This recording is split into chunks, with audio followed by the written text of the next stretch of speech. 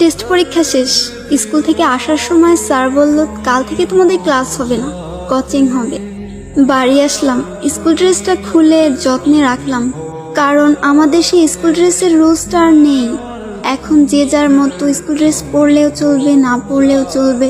ড্রেসটাকে যত্ন করে রাখলাম, কারণ এই ড্রেসটার সাথে আমার জীবনের বেস্ট সময়গুলো জড়িয়ে।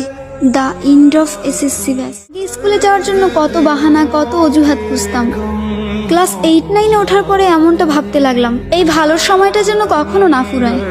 স্কুল থেকে যখন একসাথে বাসায় ফিরতাম, শেষ হয়ে যেত রাস্তা, কিন্তু ফুরতো না আমাদের কথা। সাক্ষী ছিল লাস্ট বেঞ্চ, সাক্ষী ছিল রাস্তা, আমাদের ফেলে আসা হাজারো রূপকথা। ফাইনালি চলে আসলো বিদায়ের সময়।